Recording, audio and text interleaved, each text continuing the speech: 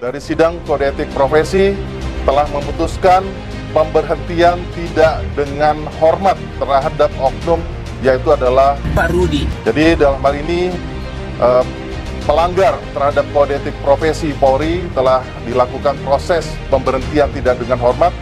Dengan ini status sebagai anggota Polri sudah lepas. Dan juga terhadap sini harus mempertanggungjawabkan terhadap perbuatan pidana yang dilakukan dalam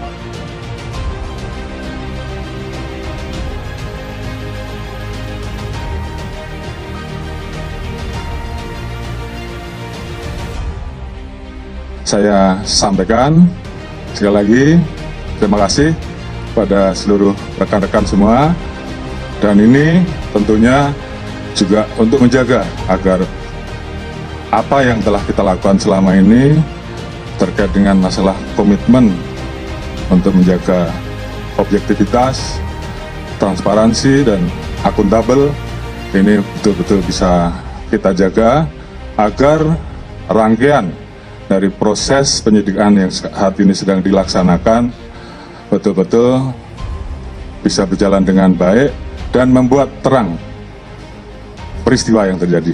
Dan tentunya seluruh tahapan saat ini sedang berjalan, proses pemeriksaan saksi sedang berjalan, pengumpulan alat bukti juga berjalan, dan tentunya kita akan mengumpulkan selain saksi juga bukti-bukti yang bisa dipertanggungjawabkan secara saintifik, sebagaimana komitmen kami untuk memproses seluruh peristiwa yang ada ini dengan pertanggungjawaban secara scientific crime investigation. Saya sudah menyampaikan agar kasus itu betul-betul dikawal dan transparan, terbuka semuanya. Tidak ada yang perlu ditutup-tutupi. Imbas kesaksian Suroto, penolong pertama Vina Cirebon, Ibtu Rudiana harus diperiksa. Peggy bisa bebas, tangkap jika terlibat. Kemunculan Suroto, saksi yang menolong kali pertama Vina Dewi alias Vina Cirebon, dan kekasihnya Muhammad Rizky Rudiana alias Eki akan berbuntut panjang. Menurut mantan Kabareskrim Polri Komjen Susno Duaji, kesaksian Suroto ini lebih kuat dan meyakinkan dibandingkan dua saksi sebelumnya, Aep dan Melmel, jika kesaksiannya benar. Hal ini beralasan karena kesaksian Suroto ini didukung dua anggota Polri dan petugas atau perawat atau bidan di rumah sakit. Dengan kesaksian Suroto ini, kalau benar, maka jalannya perkara akan berbalik 180 derajat, kata Susno Duaji. Menurut Susno, pengakuan Suroto ini juga akan berdampak pada 8 terpidana yang sudah disidangkan dan sudah mendapat vonis.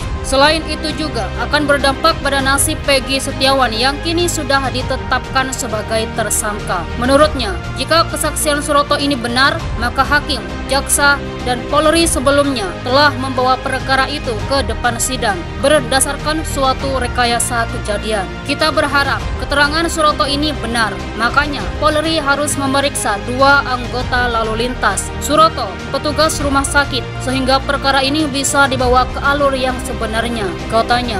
Dengan demikian, akan selamatlah orang-orang yang akan dihukum seumur hidup dan akan jelaslah posisi Peggy yang sudah jadi tersangka, kata Susno. Dikatakan Susno, kesaksian Suroto ini juga bisa digunakan pengacara Peggy untuk mengajukan pra-peradilan dan pengacara 8 terpidana untuk mengajukan peninjauan kembali. Susno juga berharap munculnya kesaksian Suroto ini juga akan mengulang pra-rekonstruksi yang sudah dilakukan Polda Jabar. Kesaksian saudara Suroto bisa diperkuat dengan kesaksian anggota Polri dan rumah sakit, tapi kesaksian Aep dan Melmel itu menjadi guideline daripada jalannya perkara ini. Berarti perkara yang dulu didasarkan keterangan Aep dan Melmel itu bohong, jelasnya. Untuk lebih memperjelas perkara ini, Susno juga meminta agar penyidik memeriksa ulang ayah Eki yang juga penyidik kasus ini sebelumnya, Ibtu Rudiana. Keterangan Ibtu Rudiana sangat diperlukan untuk mengetahui kejadian yang sebenarnya. Untuk memeriksa saudara Saudara Rudiana, bapaknya Eki. Kita sangat berduka cita dan sangat memahami kesedihan jiwa beliau. Tapi harus diperiksa supaya kasus ini terungkap tuntas, ujar Susno dalam acara Apa Kabar Indonesia. Susno mewanti-wanti agar perkara ini sampai ke pengadilan hanya berdasarkan skenario aib yang dinilai bohong belaka. Jangan sampai perkara ini sampai ke hakim disidangkan, bahkan sudah sampai putusan kasasi hanya berdasarkan skenario yang dibuat saudara Aib. Lanjutnya, kesaksian Suroto. Suroto mengaku gemetar saat mendengar rintihan minta tolong Vina Dewi Arsita yang tergeletak di flyover Talun pada Sabtu 27 Agustus 2016. Mandor Desa Kecomberan, Kecamatan Talun, Kabupaten Cirebon merupakan penolong pertama Vina dan kekasihnya Muhammad Rizky Rudiana. Saya sampai nggak tega, sampai gemetar, sampai kayak gini kecelakaan, kata Suroto dikutip Tribun Jakarta. Pria berusia 50 tahun ini mengaku 2 kali menjadi saksi dalam persidangan kasus pembunuhan Vina Cirebon di Pengadilan Negeri Cirebon. Ia lalu menceritakan saat Vina meminta tolong dengan menggerakkan tangan kanannya ke atas. Awalnya, Suroto menolong Eki terlebih dahulu. Ia menduga kekasih Vina itu telah meninggal saat ditemukan. Dia, Vina, minta tolong. Tolong.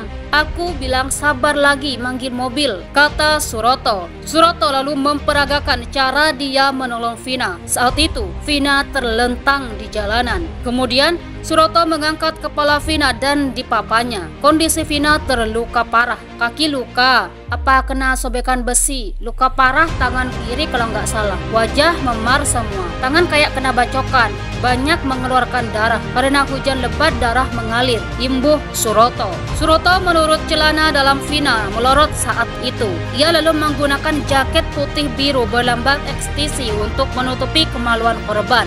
Saya betulin celana dalam si Vina. Celana dalam melorot tidak semestinya kayak kita pada umumnya. Asal saya naikin, saya tutupin pakai jaket, katanya. Suroto menuturkan kondisi lalu lintas saat itu ramai orang pulang kerja. Namun mereka tidak berani menolongnya. Saya sendiri yang pertama menyentuh, enggak lama kemudian polisi. Saya tahunya kecelakaan lalu lintas, imbuh Suroto. Suroto terus mendengar Vina merintih minta tolong, mulai dari lokasi kejadian hingga berada di RSD Gunung Jati, Cirebon. Saya bilang, istighfar ya dek, sabar, katanya. Suroto mengatakan Vina tidak mengenakan helm saat itu. Menurutnya, kondisi motor korban tidak mengalami kerusakan yang signifikan. Kondisi motor enggak rusak, enggak apa, karena ketika dinaikin ke polsek juga masih bisa. Jelas dia. Suroto mengaku menolong Vina dan Eki bersama 2 polisi bernama Sujak dan H. Supardi.